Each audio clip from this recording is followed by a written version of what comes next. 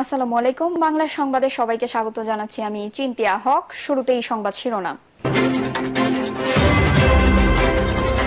অপকর্ম বন্ধ করুন, না হলে বিএনপিকেও জনগণ ছুড়ে মারবে, বলছেন মির্জা ফখরুল। এদিকে ইন্টারপোলের মাধ্যমে হাসিনার বিরুদ্ধে রেড অ্যালার্ট জারির সিদ্ধান্ত। জানাবো মানবিক করিডোর নিয়ে জাতিসংঘ বা কারোর সঙ্গে আলোচনা করেনি সরকার, বলছেন প্রেস সচিব। ঐকমত্য কমিশন দূরদর্শিতার পরিচয় দিতে পারলে দ্রুত রাজনৈতিক বোঝাপড়া সম্ভব, বলছেন সাইফুল হক। শুনছিলেন সংবাদ শিরোনাম, এবারে বিস্তারিত।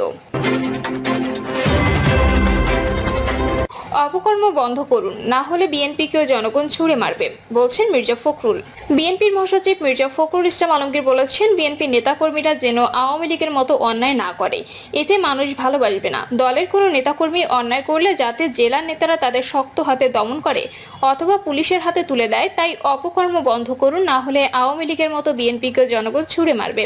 মির্জা ফখরুল বলেন, বিগত স্বৈরাচার হাসিনার শাসন আমলে বিএনপি নেতাকর্মীদের ওপর ও জনগণের ওপর তীব্র নির্যাতন করা হয়েছে।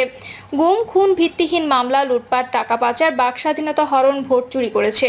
আমাদের নেতাকর্মীদের গুম করা হয়েছে, লাখ লাখ নেতাকর্মীর বিরুদ্ধে মিথ্যা মামলা দিয়ে নির্যাতন করেছে, ঘরে থাকতে দেয় নাই।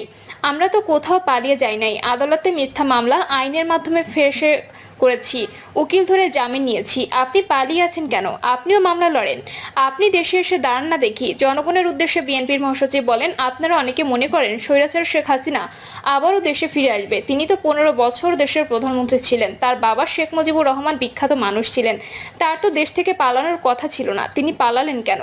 কারণ তিনি একজন ডাইনি ছিলেন, জনগণের উপর এমন নির্যাতন করেছেন যে তিনি পালাতে বাধ্য হয়েছেন। জনগণ যদি সেদিন তাকে পেত তাহলে ছিঁড়ে খেত। হাসিনা দেশে ফিরে রাজনীতি করলে আমাদের কিছু করতে হবে না, জনগণ কি তাকে দেখে নেবে? নিজ নির্বাচনী এলাকায় আওয়ামী লীগের সাবেক এমপি জনপ্রতিনিধিত্ব নিয়ে প্রশ্ন তুলে মির্জা ফখরুল বলেন, এই এলাকায় রাস্তাঘাটের উন্নয়ন করা হয়নি, কারণ আপনারা বিএনপি সমর্থন করেন। এমন অনেক এলাকা আছে বিএনপি সমর্থনের কারণে বর্ধিত করা হয়েছে। আপনারা বলেন, এমন ব্যক্তিরা কি জনপ্রতিনিধি হওয়ার যোগ্যতা রাখেন? আসুন আমরা সবাই মিলে একটা ভালোবাসার দেশ গড়ি। এ সময় তিনি উপস্থিত মানুষকে ধানের শীষের পক্ষে থাকার কথা বলেন, ধানের শীষকে রক্ষা করার কথা বলেন। ইন্টারপোলের মাধ্যমে হাসিনার বিরুদ্ধে রেড অ্যালার্ট জারির সিদ্ধান্ত।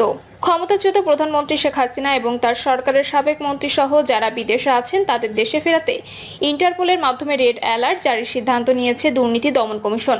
দুদক মহাপরিচালক আক্তার হোসেন সাংবাদিকদের এই কথা জানান। তিনি বলেন, আমি নির্দিষ্টভাবে কারো নাম উল্লেখ করতে চাই না, তবে আমি মনে করি এটি তদন্ত দলের এখতিয়ারের মধ্যে রয়েছে। যদি তারা তাৎক্ষণিক ব্যবস্থা নেওয়ার প্রয়োজন মনে করে তাহলে তা করতে প্রয়োজনীয় ব্যবস্থা নেবে। এদিকে রাজুকের প্লট বরাদ্দ নিয়ে দুর্নীতির একটি মামলায় গত রোববার আদালত শেখ হাসিনার মেয়ে সাইমা ওয়াজেদ পুতুলের বিরুদ্ধে ইন্টারপোলের মাধ্যমে গ্রেপ্তারি পরোয়ানা জারির নির্দেশ দিয়েছে। মানবিক করিডোর নিয়ে জাতিসংঘ বা কারোর সঙ্গে আলোচনা করেনি সরকার, বলছেন প্রেস সচিব। সরকার জাতিসংঘ বা অন্য কোনো সংস্থার সঙ্গে তথাকথিত মানবিক করিডোর নিয়ে কোনো আলোচনা করেনি বলে জানিয়েছেন প্রধান উপদেষ্টার প্রেস সচিব শফিকুল আলম। তিনি বলেন, এখনো রাখাইনে মানবিক সহায়তা পাঠানোর বিষয়ে কোনো সিদ্ধান্ত নেওয়া হয়নি। আমরা সংশ্লিষ্ট পক্ষগুলোর সঙ্গে যোগাযোগ রাখছি, যথাসময়ে এই বিষয়ে দেশের প্রাসঙ্গিক স্টেক হোল্ডারদের সঙ্গে আলোচনা করা হবে। প্রেস সচিব বলেন, আমরা স্পষ্টভাবে বলতে চাই, সরকার জাতিসংঘ বা অন্য কোনো সংস্থার সঙ্গে তথাকথিত মানবিক করিডোর নিয়ে কোনো আলোচনা করেনি। আমাদের অবস্থান হলো, যদি জাতিসংঘের নেতৃত্বে রাখাইনের মানবিক সহায়তা দেওয়ার উদ্যোগ নেওয়া হয় তবে বাংলাদেশ তাৎপর্যপূর্ণভাবে লজিস্টিক সহায়তা দিতে প্রস্তুত। তিনি বলেন, জাতিসংঘ উন্নয়ন কর্মসূচি অনুযায়ী রাখাইন রাজ্যে বর্তমানে চরম মানবিক সংকট বিরাজ করছে। বাংলাদেশ সবসময় সংকটকালে অন্যান্য দেশকে সহায়তা করেছে, যেমন সম্প্রতি মিয়ানমারে ভূমিকম্পের পর আমরা যে মানবিক সাহায্য পাঠিয়েছি। আমরা এই বিষয়ে উদ্বিগ্ন যে রাখাইনে মানবিক দুর্দশা অব্যাহত থাকলে তা বাংলাদেশের নতুন করে বাস্তুচ্যুত মানুষের ঢল নামার কারণ হতে পারে, যা আমরা আর বহন করতে পারবো না। প্রেস সচিব বলেন, আমরা বিশ্বাস করি জাতিসংঘের সহায়তায় মানবিক ত্রাণ সহায়তা রাখাইনকে স্থিতিশীল করতে সাহায্য করবে এবং শরণার্থীদের নিজ দেশে ফিরে যাওয়ার অনুকূল পরিবেশ সৃষ্টি করবে। বর্তমান পরিস্থিতিতে রাখাইনে সহায়তা পৌঁছানোর একমাত্র কার্যকর রুট হচ্ছে বাংলাদেশের মাধ্যমে। এ পথে ত্রাণ পৌঁছে দিতে বাংলাদেশ নীতিগতভাবে লজিস্টিক সহায়তা দিতে সম্মত, তবে এখনো রাখাইনে মানবিক সহায়তা পাঠানোর বিষয়ে কোনো সিদ্ধান্ত নেওয়া হয়নি। আমরা সংশ্লিষ্ট পদক্ষেপগুলোর সঙ্গে যোগাযোগ রাখছি, যথাসময়ে এই বিষয়ে দেশের প্রাসঙ্গিক স্টেক হোল্ডারদের সঙ্গে আলোচনা করা হবে, বলেন শফিকুল আলম। তিনি বলেন, যেখানে একটি বড় শক্তির সংখ্যা সংশ্লিষ্টতার কথা বলা হচ্ছে তা সম্পূর্ণ ভিত্তিহীন এবং কল্পিত অপপ্রচার। সাম্প্রতিক মাসগুলোতে বাংলাদেশের বিরুদ্ধে যে ধারাবাহিক মিথ্যা ও ষড়যন্ত্রমূলক প্রচার চালানো হয়েছে এটি তারই অংশ।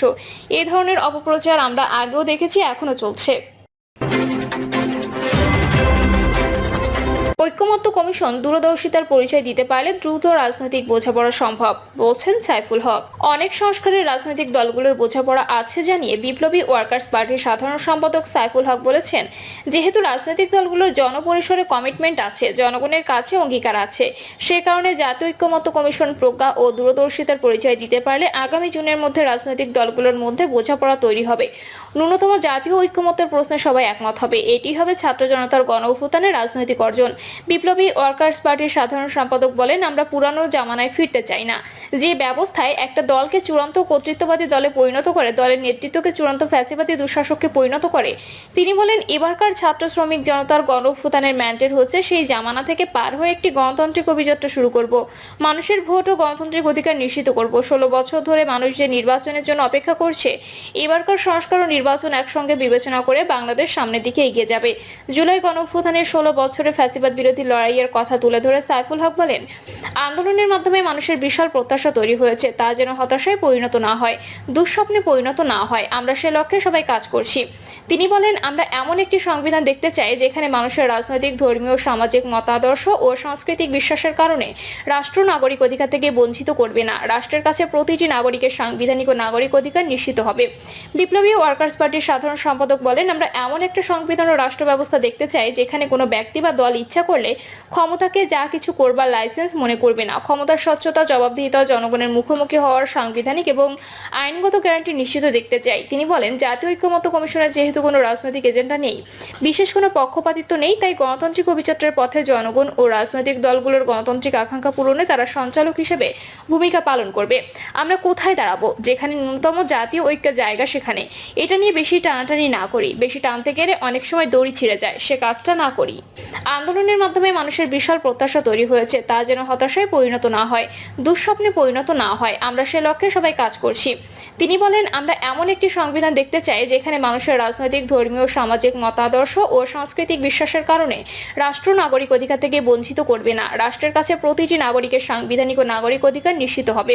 বিপ্লবী ওয়ার্কার্স পার্টির সাধারণ সম্পাদক বলেন, আমরা এমন একটা সংবিধান ও রাষ্ট্র ব্যবস্থা দেখতে চাই যেখানে কোনো ব্যক্তি বা দল ইচ্ছা করলে ক্ষমতাকে যা কিছু করবার লাইসেন্স মনে করবে না। ক্ষমতার স্বচ্ছতা, জবাবদিহিতা, জনগণের মুখোমুখি হওয়ার সাংবিধানিক এবং আইনগত গ্যারান্টি নিশ্চিত দেখতে চাই। তিনি বলেন, জাতীয় ঐক্যমত্য কমিশনের যেহেতু কোনো রাজনৈতিক এজেন্ডা নেই, বিশেষ কোনো পক্ষপাতিত্ব নেই, তাই গণতান্ত্রিক অভিযাত্রার পথে জনগণ ও রাজনৈতিক দলগুলোর গণতান্ত্রিক আকাঙ্ক্ষা পূরণে তারা সঞ্চালক হিসেবে ভূমিকা পালন করবে। আমরা কোথায় দাঁড়াবো? যেখানে ন্যূনতম জাতীয় ঐক্যের জায়গা সেখানে। এটা নিয়ে বেশি টানাটানি না করি, বেশি টানতে গেলে অনেক সময় দড়ি ছিঁড়ে যায়, সে কাজটা না করি। প্রিয় দর্শক, এই ছিল এখনকার সর্বশেষ সংবাদ। আপডেট সব সংবাদ পেতে চ্যানেলটি সাবস্ক্রাইব করে বেল আইকনটি ক্লিক করে রাখুন।